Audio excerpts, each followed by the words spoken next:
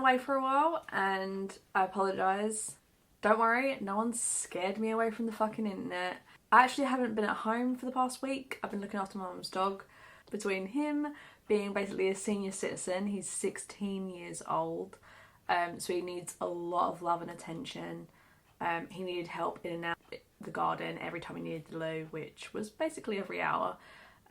So he needed a lot of attention, bless him. And between him, making sure Casper was happy in a different house, and work, because I've mentioned before, work has always been busy for me. Just haven't had time or energy to edit.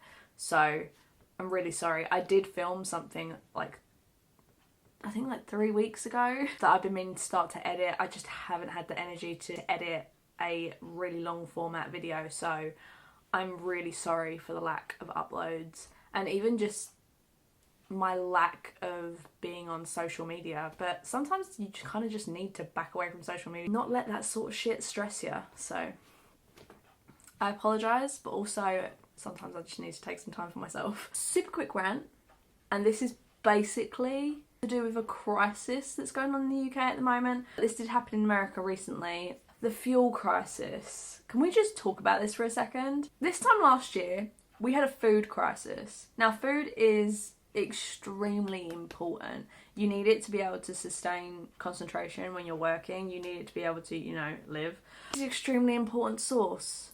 However, if people had just acted normally this time last year, we wouldn't have had a food crisis. The reason we ran out of things like toilet rolls and pasta and rice was because people were buying a month load worth of stuff in one day. And therefore, it affected everyone because supermarkets weren't getting additional lorries full of food just in case. They have to order this stuff in advance. And the second it went on the floor, of course, everyone was just scooping all of it up for them and their family and giving no fucking shits about anybody else. And now look what's happened with fuel.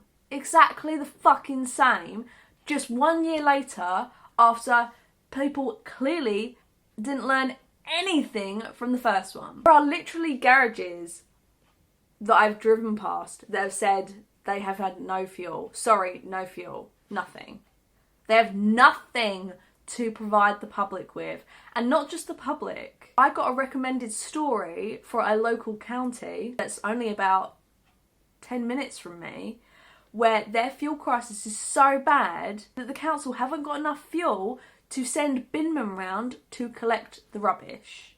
I understand fuel is important, but some people were going up there and just filling jerry cans. Jerry can after jerry can after jerry can after jerry can full of petrol.